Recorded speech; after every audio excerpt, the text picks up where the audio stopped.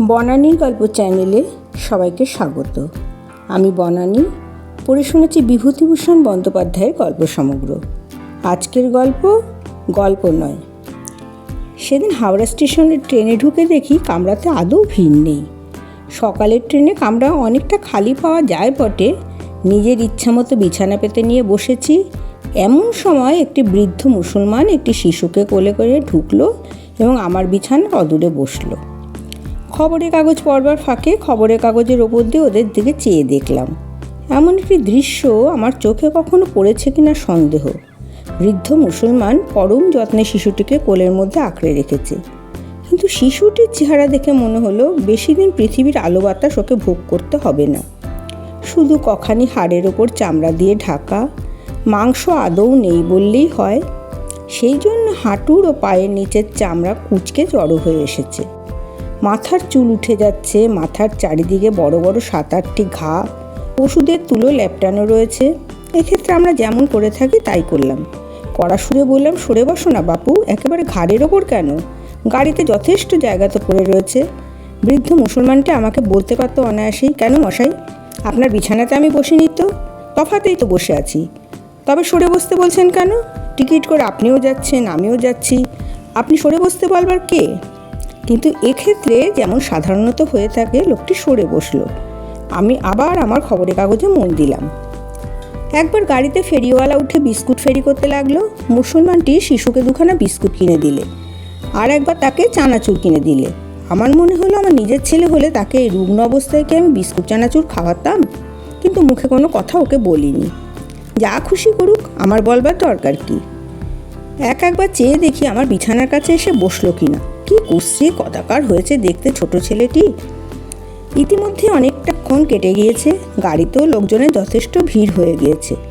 হঠাৎ আমার কানে গেল একটি ছোট্ট মেয়ের স্নেহময় স্বরে কে যেন বলছে, এই বিস্কুটগুলো তেমন মিষ্টি নয় বলে খোকা খাচ্ছিল না, এখন দেখো কেমন খাচ্ছে। না মা, দেখো কেমন হাত দিয়ে মুখে তুলে কুটুর কুটুর কাটছে। এমন ধরনের কথা এবং এমন ধরনের সুর আমার কাছে অত্যন্ত পরিচিত বলেই প্রথম ওই কথাটা আমার অন্যমনস্ক মনকে আকৃষ্ট করে। আমাদের ছোট্ট খোকাটি যখন তার মামার বাড়ি যায়, তখন তার ছোট্ট মাসি ও মামাতো বোনেরা এমনি স্নেহমাখা আগ্রহ নিয়ে খোকাটির প্রত্যেকটি তুচ্ছ কাজ এবং অকাজ লক্ষ্য করে ওই রকম সুরে সহজ মন্তব্য করে। সোজা হয়ে উঠে বসে ভালো করে চেয়ে দেখলাম। ইতিমধ্যে কখন 2টি স্ত্রীলোক এসে গাড়িতে ঢুকেছিল আমি লক্ষ্য করিনি।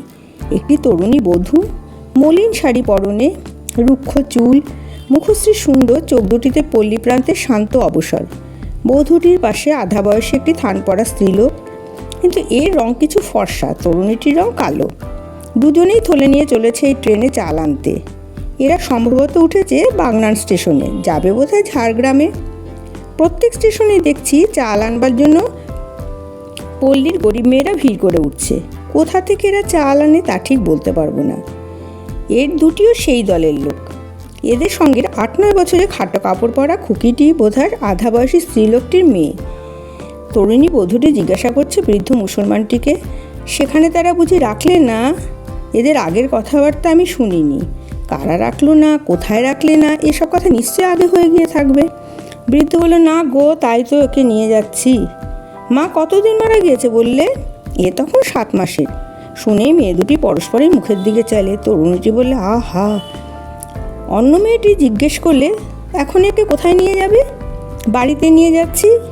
একে সেখানে দেখবার লোক কেউ আছে? না গো, কেউ না, আমাদেরই দেখতে হবে। ডাক্তার দেখানো হয়নি? কিছু না। পরে কি করে গো? বয়স কত হলো? এই 11 মাস। আহা, শরীরে শুধু হাড় আর চামড়া সার হয়েছে। তার নসিবের দোষ, কি করব। এখন খোদা যদি বাঁচান তবেই বাঁচবে। কি খেতে দিয়েছ? কি দেব, যা জোটে। আমি একা মানুষ বলেই তো কলকাতায় ওদের এখানে রেখেছিলাম। এমন হাল করবে তা কি করে জানবো। করে এখন খবর দিয়েছে নিয়ে যাও। ঠান্ডা মোটেও লাগিও নি, বৃষ্টি হচ্ছে, জানালাটা বন্ধ করে দাও। আহা, এমনিতেই তোর কাশি হয়েছে। আরও কত কি প্রশ্ন মেয়ে দুটি করতে লাগলো। আমার সব মনে রাখবার কথা নয়। আমার এটি গল্প নয়, সুতরাং বানানো কিছু এর মধ্যে স্থান পাবে না। এইটুকু আমার মনে আছে, ওরা দুজনে যতগুলি প্রশ্ন করলো সবগুলি ছোট্ট রুগ্ন খোকার রোগ সম্বন্ধে।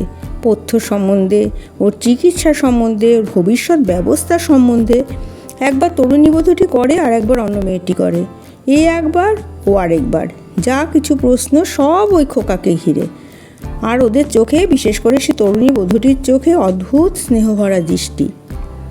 একবার খোকা হাঁচল, তরুণীটির সঙ্গে সঙ্গে বলল, জীবও। আমার অন্যমনস্কতা চলে গিয়েছে ততক্ষণ। আমি বিস্মিত হয়ে উঠেছি। এমন একটা ঘটনা যেন দেখছি, যা শুধু বিংশ শতাব্দীর নয়, সর্বকালের, সর্বযুগের। মানুষের প্রতি মানুষের হিংসায়, শঠতায়, নিষ্ঠুরতায়, স্বার্থপরতায়, ঈর্ষায় যে বিংশ শতাব্দীর নভমণ্ডল আজ ধুলো মলিন, যে বিংশ শতাব্দীতে আছে শুধু অর্থের আদর, সেখানে ময়লা শাড়ি পরনে দরিদ্র পল্লীবধূটিও তার করুণাময়ী সঙ্গিনী এক নতুন বার্তা শুনিয়ে দিলে। সে বার্তা নতুন হলেও হিমালয়ের মতোই পুরনো। এই গাড়ির মধ্যে এত পুরুষ মানুষ ছিল, কেউ ফিরেও চেয়ে দেখেনি ছেলেটির দিকে। সনাতনী মাতৃরূপা নারী দুটি এসে এই মাতৃহীন মৃত্যুপথযাত্রী শিশুকে মাতৃস্নেহের বহু পুরাতন অথচ চির নতুন বাণী শুনিয়ে দিলে। সেদিন সে ট্রেনের মধ্যে গুটি কত ক্ষণের জন্য বিংশ শতাব্দী ছিল না, সমাজদ্রোহী, কালোবাজার পুষ্ট, লোভী বিংশ শতাব্দী ছিল সে অমর মাতৃলোক, বিশ্বের সমগ্র জীবজগৎ যার করুণাধারায় বিধৌত। পাঁশকুড়া স্টেশনে বধূটিও তার সঙ্গিনী ট্রেন থেকে নেমে গেল।